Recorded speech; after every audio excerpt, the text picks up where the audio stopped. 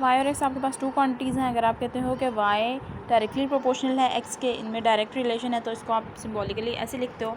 ये आपके पास प्रोपोर्शनैलिटी का साइन है।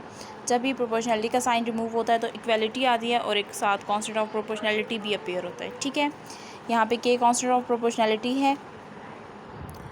आपके पास इनका ग्राफ हमेशा इस तरह का होगा, स्ट्रेट लाइन ग्राफ होगा। ठीक है, डायरेक्ट रिलेशन में। नेक्स्ट है आपके पास इन्वर्स रिलेशन। इन्वर्स रिलेशन में हमेशा एक क्वांटिटी दूसरे का रेसिप्रोकल होती है। सिंबॉलिकली आप उसे ऐसे लिखते हो। फिर आपके पास जब भी प्रोपोर्शनैलिटी का साइन रिमूव होता है, ये आपने फिज़िक्स में पढ़ा है, तो एक इक्वलिटी अपीयर होती है और साथ कांस्टेंट ऑफ प्रोपोर्शनैलिटी भी आता है। ठीक है, तो यहाँ पे आप देख सकते हो इक्वलिटी भी है और कांस्टेंट ऑफ प्रोपोर्शनैलिटी भी है। ये जो के है इसमें ये कांस्टेंट ऑफ प्रोपोर्शनैलिटी है। ठीक है, और इसका ग्राफ इस तरह से होगा, कर्व्ड ग्राफ होगा। ठीक है,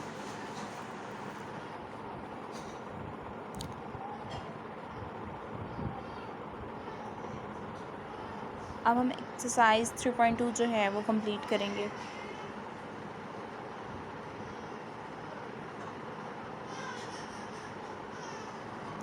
इसका फर्स्ट क्वेश्चन है आपके पास, if y varies directly as x। ठीक है, y varies directly as x कहा हुआ है क्वेश्चन में, और y की वैल्यू दी हुई है उन्होंने 8 और x की वैल्यू दी हुई है 2। Then find y in term of x।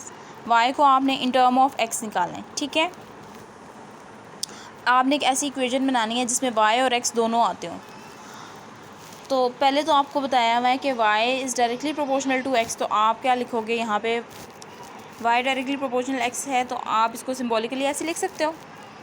फिर आपके पास जब प्रोपोर्शनैलिटी का साइन रिमूव होगा तो इक्वलिटी और कांस्टेंट दोनों अपेयर होंगे। इक्वलिटी और कांस्टेंट अपेयर हुए तो आपके पास ये बन गई equation y is equals to k x. ठीक है, अब आपको x और y दोनों की वैल्यूज़ दी हुई हैं। आप x और y दोनों की वैल्यूज़ इस इक्वेशन में सब्स्टिट्यूट करोगे। y आपको 8 दिया हुआ है और x आपको 2 दिया हुआ है। आप इस इक्वेशन में y की वैल्यू 8 और x की वैल्यू 2 पुट कर दो। y इज इक्वल्स टू 8 और x इक्वल्स टू 2। k की कोई वैल्यू नहीं है तो k एज इट इज़ रहा। यहाँ से आप क्या फाइंड कर सकते हो, यहाँ से आप k फाइंड कर सकते हो। 2 उधर मल्टीप्लाई है, साइड में जाके डिवाइड हो जाएगा, तो 2 4 8 होता है, तो k की वैल्यू यहाँ से क्या आ गई 4। ठीक है, अब आपको लिखना था y in term of x। तो आपने क्या किया कि आपने y को ऐसे ही रहने दिया और x को ऐसे ही रहने दिया, जस्ट आपने k की वैल्यू यहाँ पे डाली, तो ये आपने लिख लिया y in term of x। ठीक है, बस यहाँ पे y in term of x में लिखने के लिए जो चीज़ अननोन है आपके पास वो k है। ठीक है, y in term of x लिखने का मतलब ये है कि आपने यहाँ पे k की वैल्यू फाइंड करके पुट करनी है। ठीक है, नेक्स्ट पार्ट है इसका, y when x is equals to 5। अब आपने y फाइंड करना है जब आपको x की वैल्यू 5 दी हुई है।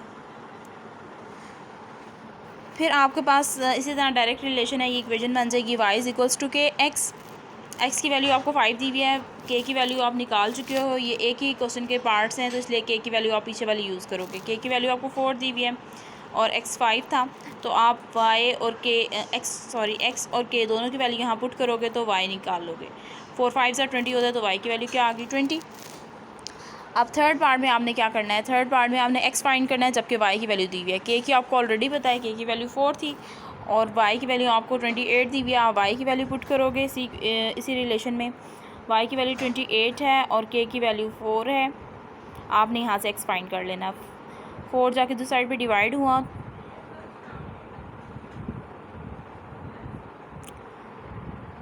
4 7 28 होता है, तो x की वैल्यू यहाँ से क्या आ गई 7। ठीक है, एक बार मैं फिर रिपीट कर देती हूँ। एक क्वेश्चन के 3 पार्ट थे। पहले पार्ट में आपने y in term of x लिखना था। y in term of x लिखने के लिए इक्वेशन आपको पता है कि y वेरीज डायरेक्टली है, तो इक्वेशन क्या बनेगी, y is equals to k x. ये इक्वेशन बनेगी आपके पास।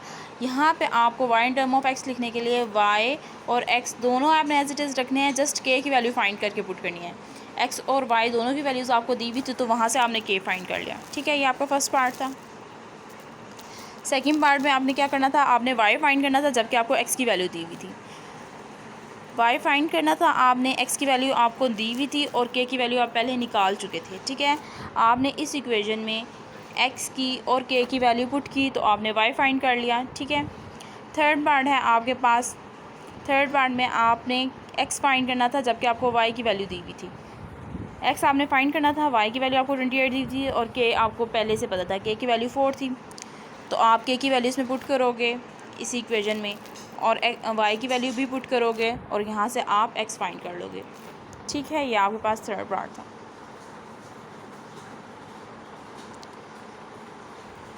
अब second question as it is वही है, if Y varies directly as X Y is equals to 7 और एक्स वाई और एक्स दिया हुआ है, आपने फिर Y in term of X निकालना है, ये एज इट इज़ वैसे ही है, ये आपने खुद करना है। ठीक है, फिर इसके थर्ड पार्ट पे आ जाएं। इफ़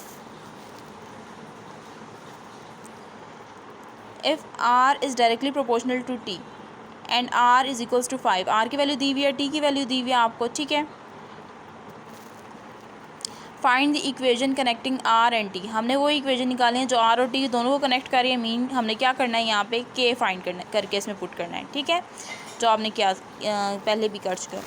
आपने जस्ट के की वैल्यू इस इक्वेशन में पुट करनी है, बाकी आर और टी को एज इट इज़ रहने देना है। Also find R when T is equals to 64 and T when R is equals to 20। इसी तरह as it is first part की तरह ही है ये बिल्कुल।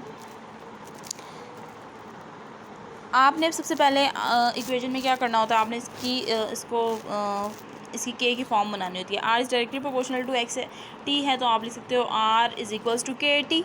ठीक है, प्रोपोर्शनैलिटी जब रिमूव हुई तो कांस्टेंट अपेयर हुआ और इक्वालिटी आई। ठीक है, अब आपको आर और टी दोनों की वैल्यूज़ दी हुई थी, तो आपने के की वैल्यू फाइंड कर ली, इसमें आपने आर की वैल्यू पुट की इस रिलेशन में और टी की वैल्यू पुट की। ठीक है, तो यहाँ से आपने के फाइंड कर लिया, वो कितना आया 5/8। 5/8 आया, तो आपने एक स्टेप यहाँ पे मिसिंग है। आपने 5/8 इस गिवन इक्वेशन में पुट करना है, तो आपके पास आ जाएगी equation R is equals to 5/8 T. ठीक है, यहाँ तक आपका फर्स्ट पार्ट कंप्लीट हो जाएगा, जो उन्होंने कहा था कि वो इक्वेशन फाइंड करें जो आर और टी दोनों को कनेक्ट करे। ठीक है, फिर आपने इसका सेकेंड पार्ट करना है। सेकेंड पार्ट आपके पास क्या है कि आपने टी फाइंड करना है, आर फाइंड करना है जब आपके पास टी की वैल्यू हो 64। ठीक है, आर आपने फाइंड करना है जब आपके पास टी की वैल्यू हो 64। तो आप इस इक्वेशन में के की वैल्यू आप ऑलरेडी निकाल चुके हो और टी की वैल्यू आपको 64 दी हुई है, तो इस रिलेशन में आप are is equals to k T में के की और टी दोनों की वैल्यूज़ पुट कर दोगे। टी की वैल्यू आपके पास 64 है और के की वैल्यू आपके पास 5/8 है, आपने पुट की और यहाँ से आपने आर फाइंड आउट कर लिया। ठीक है, यहाँ से कटिंग होगी तो आपके पास आर की वैल्यू आ जाएगी 40। ठीक है, नेक्स्ट है आपके पास आपने टी फाइंड करना है जब आपके पास आर की वैल्यू 20 हो, तो फिर इसी तरह आप के की वैल्यू पुट करोगे इसी रिलेशन में और आप आर की वैल्यू पुट करोगे, तो यहाँ से आप टी फाइंड आउट कर लोगे। ठीक है, आपने यहाँ पे इसी तरह क्या किया, के की वैल्यू पुट की और आर की वैल्यू पुट की। आर और के की वैल्यू आपको पता है, यहाँ से आप टी फाइंड कर लोगे। 8 मल्टीप्लाई हो रहा है दिस साइड, 8 डिवाइड हो रहा है दिस साइड पे जाके मल्टीप्लाई हो गया। इसी तरह 5 मल्टीप्लाई हो रहा है दिस साइड पे जाके डिवाइड हो गया। कटिंग होगी, 5 4s आर 20, तो 4 8s आर 32, तो यहाँ पे टी की वैल्यू भी आ गई। ठीक है।